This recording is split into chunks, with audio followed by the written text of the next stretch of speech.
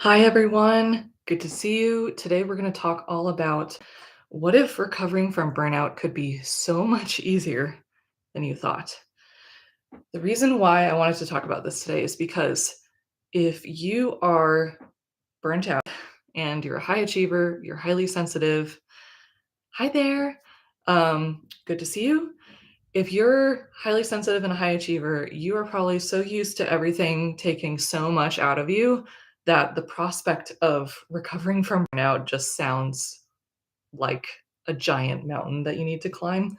That is extremely daunting. And if you feel that way, you are not alone.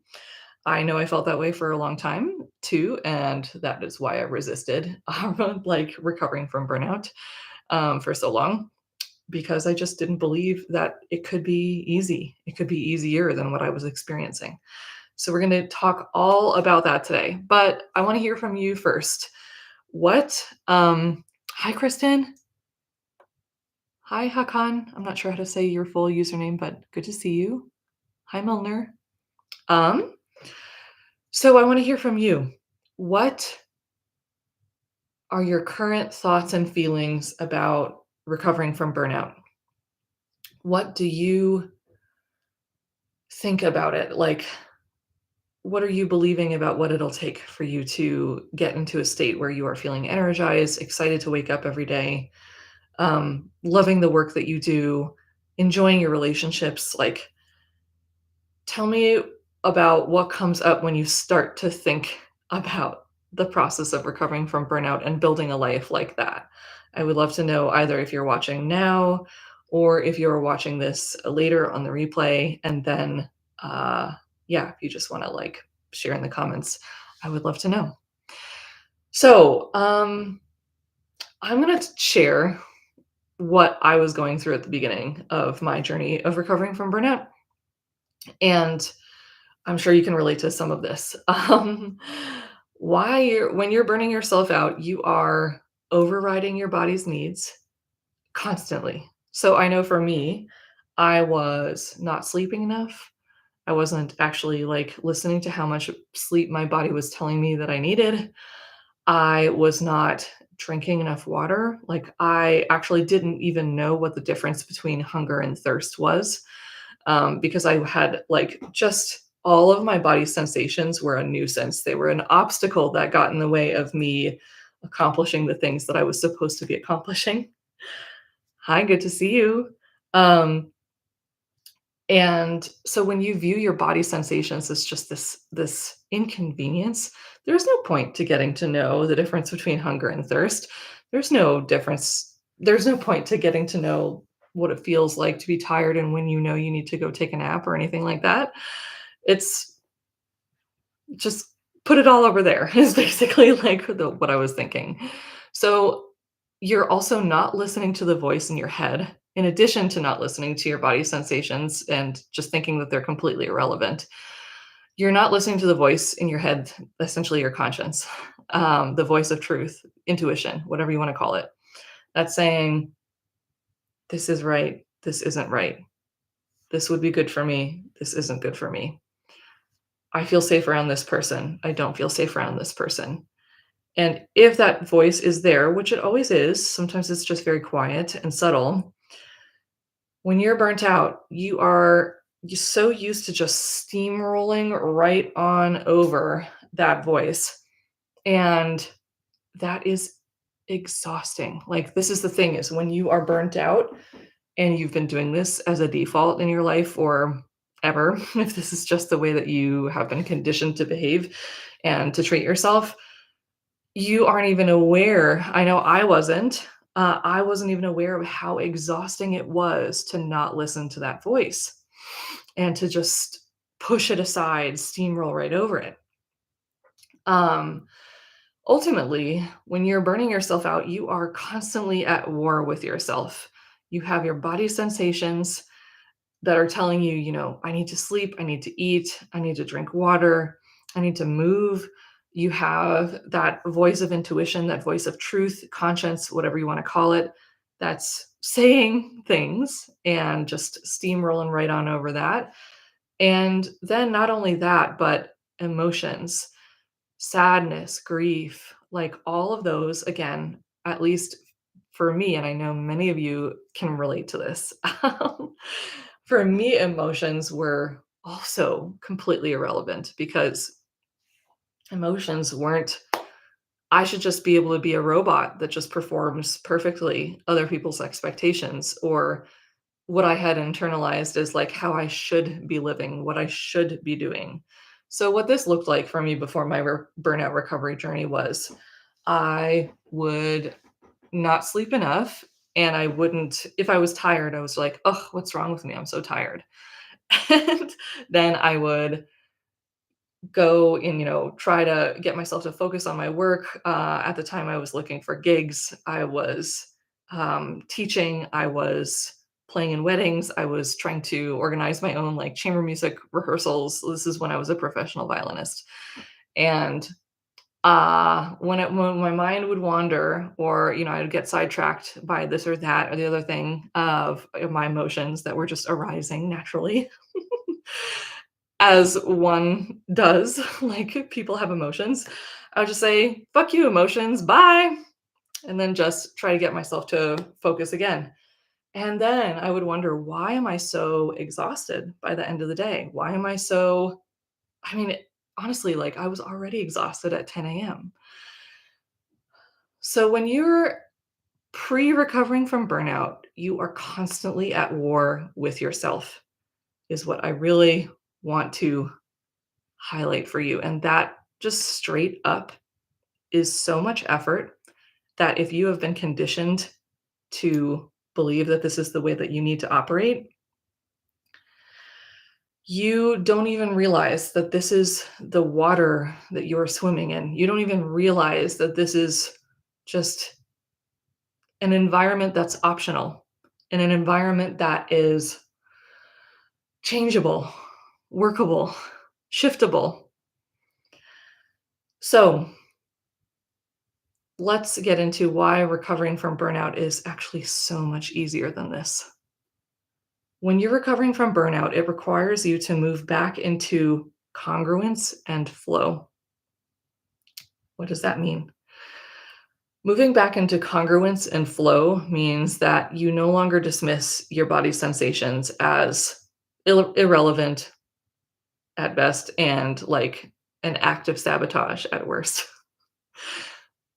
Moving back into congruence means that you begin to look at and view your body as this compass that's going to point you towards what sustainable work looks like for you. And so let's get into what does that actually look like? Your body sensations, your emotions as a compass, as a navigating tool. When you are listening to and honoring your thirst, your hunger, your need for sleep, your need for movement, you're looking at your body as an essential partner in this journey towards living the life that you want to be living. And ultimately, like, as much as you, and I know as much as I wanted to pretend that I could just throw away my body and I could just be like a headless, or not a headless, a bodiless consciousness that was just like floating around, not having any needs. That's just not the reality that we live in. Like, maybe some other reality someday, you'll be able to experience what it's like to be pure consciousness without a human body. But for now, if you're here watching this, that's not how this game works. You're here because you have a body, at least in this lifetime. And so part of the game is to learn to work with this body, to learn how to live sustainably.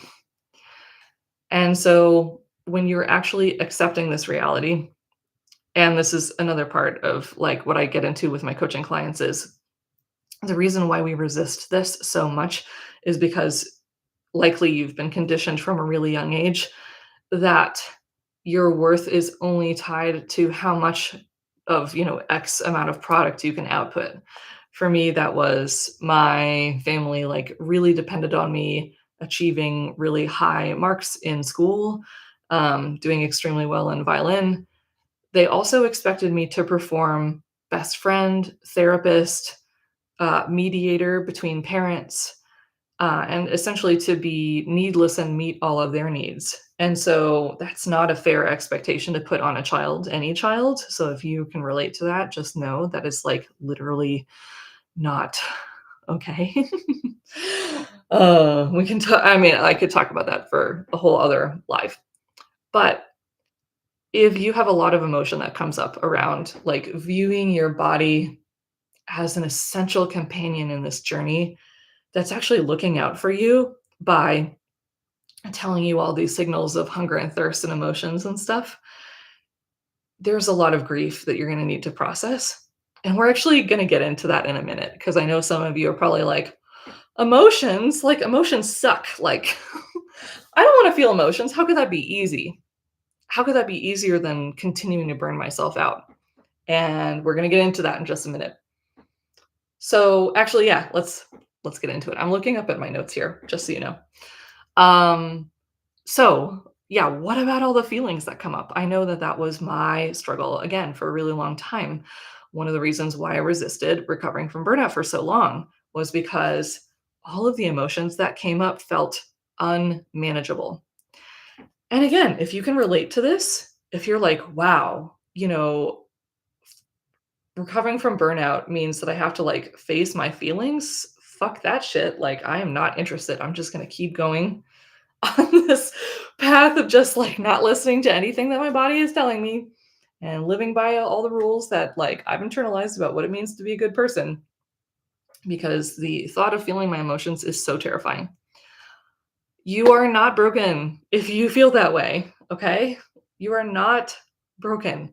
Our entire culture benefits from people being divorced from their emotions and their bodily sensations. Number 1, like it makes us into voracious consumers. It makes us into unthinking bandwagon jumper honors, like, you know, jumping on the bandwagon of like hating other groups of people.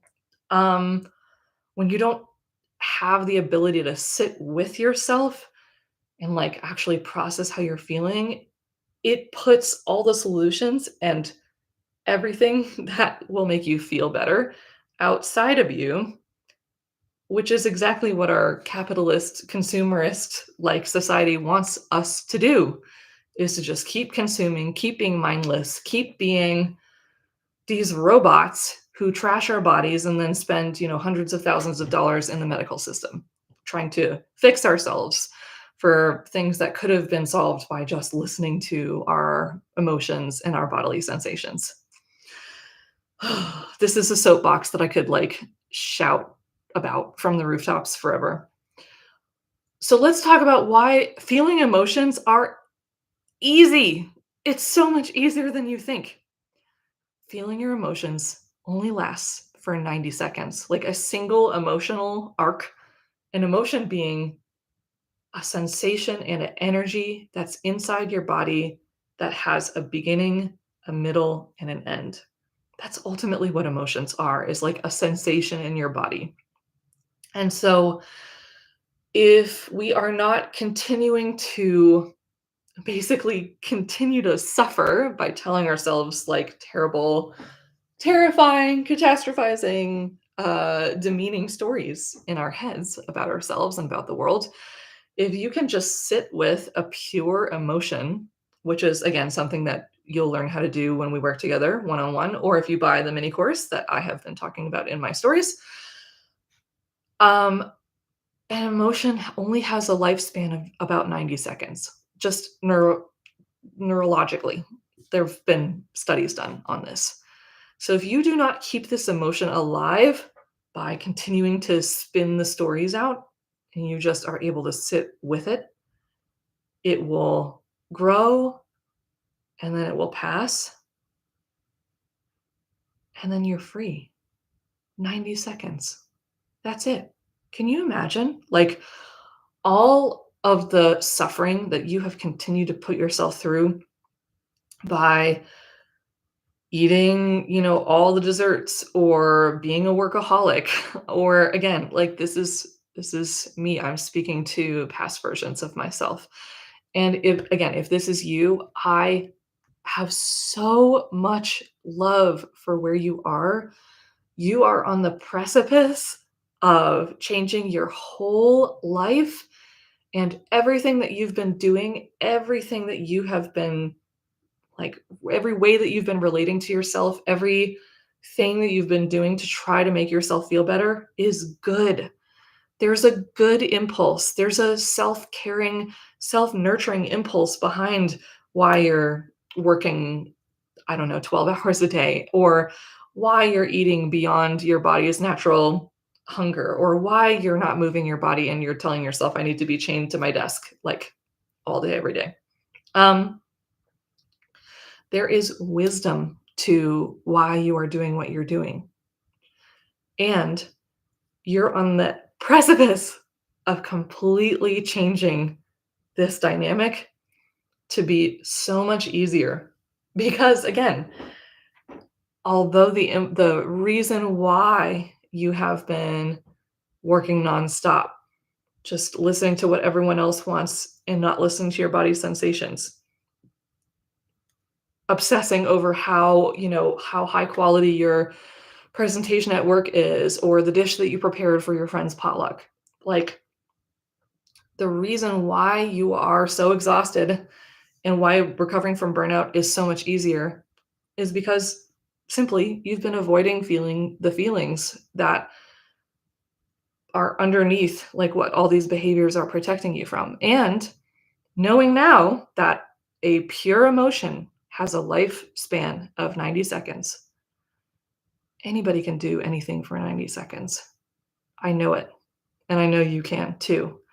And when we work together, or if you take the mini course, you will get the tools that you need to learn how to be with your emotions for that 90 seconds and to learn how to not perpetuate that story that just continues to keep those emotions alive. So that's the next reason why recovering from burnout is so much easier than you would think. Only 90 seconds to feel an emotion. So we've talked about how actually burning yourself out, if you're so used to just steamrolling over yourself, constantly fighting with yourself, not listening to your emotions and sensations, you aren't even aware of how much effort goes into that because it's just normal because you don't have anything to compare and contrast it to. So that's thing number one. Thing number two is recovering from burnout is stopping the fight with yourself. Recovering from burnout is moving back into congruence and flow. And that doesn't require this steamrolling willpower the same way that continuing to burn yourself out does. It requires a different way of relating to yourself and a different consciousness that ultimately actually is really easy because you're going with yourself, you're collaborating with yourself. And then, we next thing we talked about was, well, but what about all those feelings that come up if I decide to listen to my emotions, listen to my sensations? Like, what about all those emotions that I've been avoiding? Aren't those really difficult to like get through? Won't that be harder than continuing to burn myself out? And the answer is, in my opinion, no. 90 seconds, the end, done. And yes, this is a skill that will take a little bit of time to master, but it can be so much easier than you even think to learn how to master that skill of sitting with your emotions. The next thing that I'm going to talk about is, but what about all the people that I'm going to disappoint? What about all of the relationships where I'm not going to have to say, like, no, I can't do that? Or, that really bothered me because, like, when you're actually listening to your emotions, you have to admit to yourself, like, oh, shit, I actually am really bothered by my friend's behavior. I'm bothered when they change the subject and talk endlessly about themselves. I'm bothered by my boss just like assuming that I can be the note taker at meetings because I'm so organized. Yes, there is the initial discomfort. And again, the feelings that you can process at the thought of interacting with people differently. And I can tell you, as someone who has cut contact with her entire family entire family. Haven't spoken to my parents for 10 years. I recently cut contact with another close family member. I got divorced at the age of 25. I completely left a career. I was a violinist and I completely uprooted my life, moved to a new city, started as a software engineer, and since then have changed careers twice.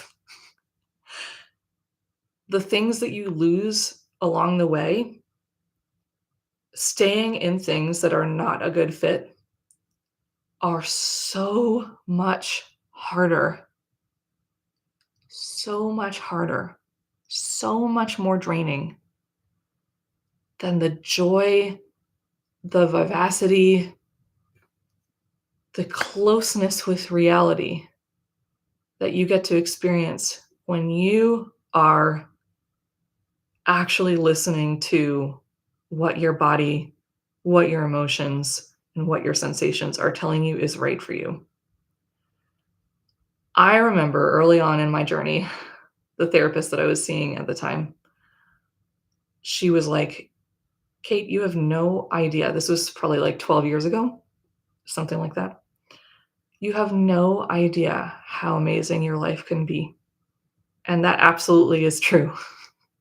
I had no clue how amazing my life could be. And wow, am I so glad that I made the decision to give myself distance between myself and the things that were sapping, constantly sapping and draining my energy. Or I was a square peg into a round hole, just trying to make this fit. It was so exhausting to continue to try to make myself fit in the places where I was not meant to be, ultimately. Recovering from burnout is like water flowing down a hill. It is so, so easy. I know I'm getting more into like the kind of spiritual and emotional realm here, but I really wanted to make sure to touch into this too. Someone who I have had a very short but deeply impactful relationship with. Um, she's a Baal poet and master. She's basically kind of like the Sufis, like a poet, spiritual people, like spiritual poetry, except they do it through music. Like I'm not describing this particularly well, but I attended a weekend with her, and something that she said really stuck with me, and I've continued to say it to myself over and over again. Boundaries with people so you can be boundaryless with God. I don't know what your concept of the divine is. Doesn't matter. Intuition, truth, like conscience, universal consciousness, like the universe, like I don't care how you label it. I don't care what your religion is. I don't care about any of that. Like obviously I care that you are fulfilled and nourished by all of that, whatever it is that you believe, but you can substitute the word God for whatever your flavor of the week, or not the week, the whatever your particular doorway into this reality is. Just take this in for yourself.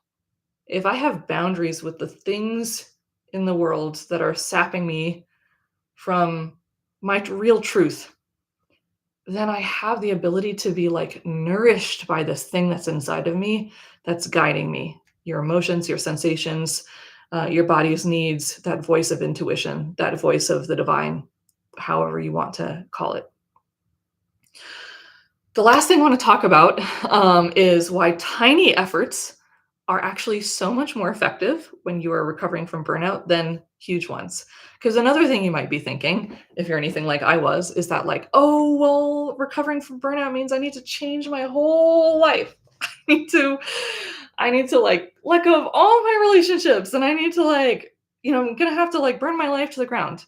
I mean, the funny thing is that I did ultimately, but I didn't get there through, and I didn't even think I was going to get there because ultimately what happened, like what my journey to recovering from burnout really was like, is a series of very, very small decisions, a series of very, very small actions.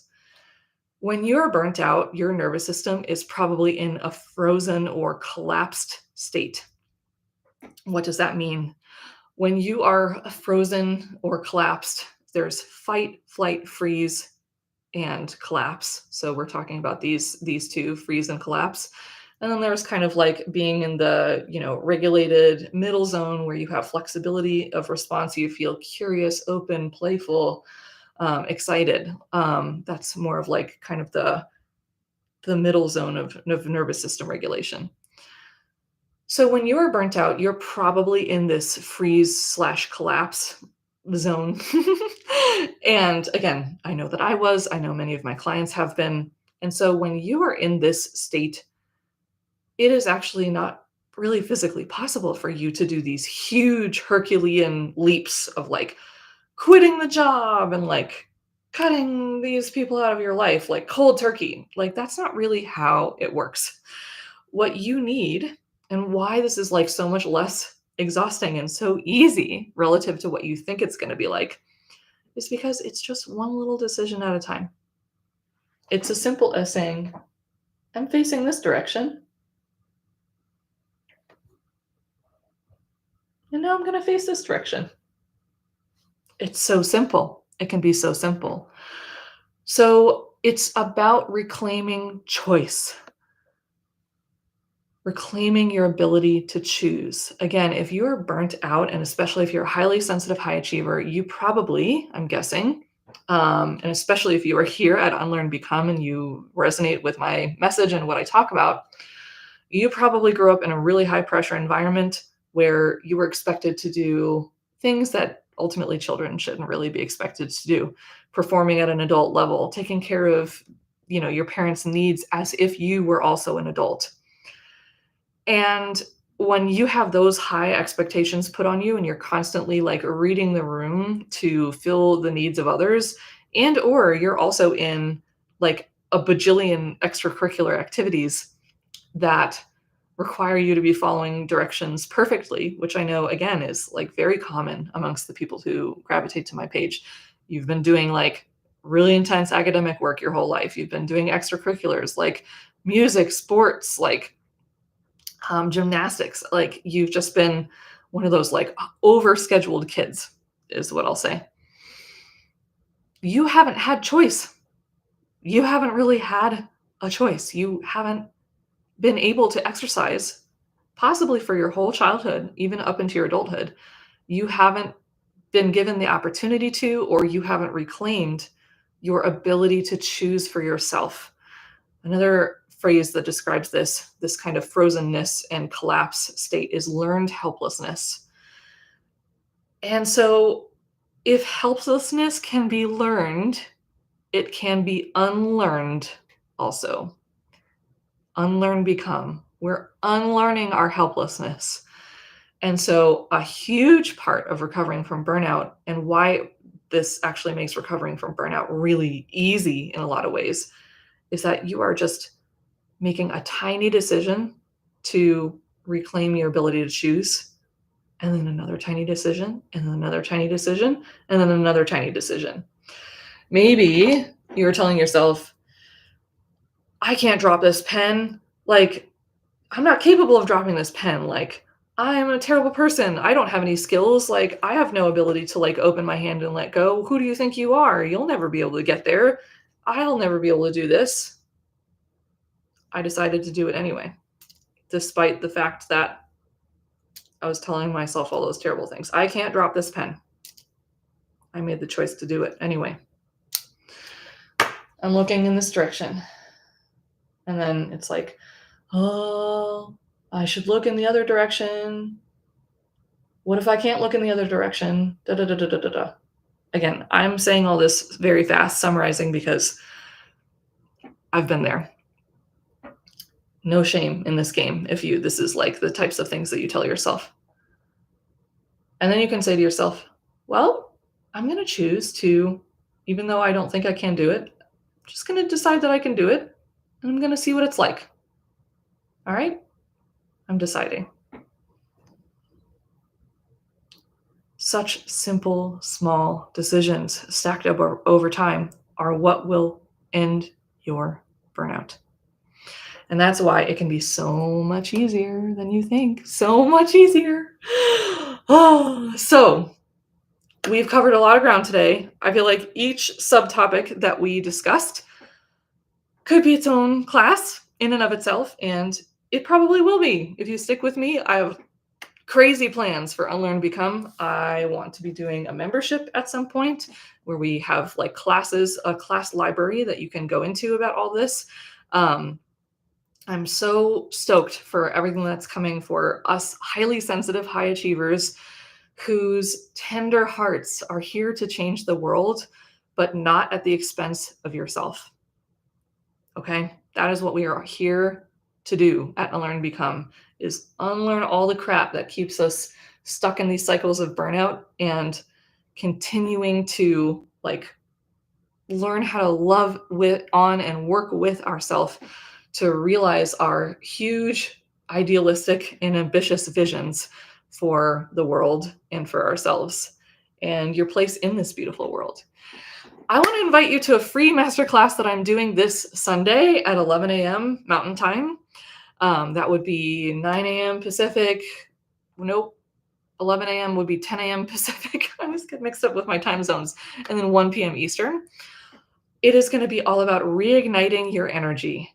And ultimately, what I'm really tackling in this workshop or in this masterclass is even if you have failed before in your journey to recovering from burnout, let's dig into like all of the different ways that you can succeed that you just haven't yet because you've been trying to apply the same perfectionistic mindset to recovering from burnout as you have everything else in your life. So if you want to learn basically how you can successfully recover from burnout by redirecting yourself out of this perfectionistic energy and into something else, and what that looks like will be different for everyone, then come to the masterclass. It is free Sunday, 11 a.m. Mountain Time. I think that's December 2nd. I am like kind of sucking at, nope, that's December 3rd. Hang on. I'm like, what day is it? It is December 3rd. Okay, so December 3rd, Sunday, I'm so excited. I cannot wait to see you there. We're going to get into like so much amazing stuff in that masterclass and basically like help you see that this is possible for you. Even if you've tried before, even if you've tried all the productivity hacks, even if you've tried all the willpower things, like this is possible for you. And we're going to get into why and how on Sunday. So I'm going to be putting a sign up link in my stories just now after this. Join us. I would love to see you there. And I'm going to be dropping some details on a new program that I have coming out that's all about burnout recovery, like going deep.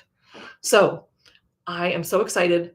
I will see you there. And also, if you have been curious about the mini course that I've also been talking about, DM me Burn if you are interested in the mini course, and I would love to share the link with you and basically equip you with the starter kit of all of the things that you really tactically need in order to recover from burnout. So thank you so much for being here. If you have gotten something out of this live, feel free to send me a DM and let me know what your takeaways were or leave it in the comments. And if you're watching this in the replay, like engage with this as if you were here live. Engaging with things is really, as you're, listening to them is really good for learning. It helps you like cement the things that you've learned more deeply if you're engaging with it while you are learning. So drop your feedback or thoughts or insights in the comments or in a DM, like whatever it is, or take notes for yourself. Anything that will help you like glue this in a little bit more deeply than just listening to it. So thank you so much for being here. It is great to see you. And I hope you have a wonderful end of December, or not December, end of November. I can't believe we're almost in December. It's fucking wild. All right. Mwah. Bye. Bye, YouTube.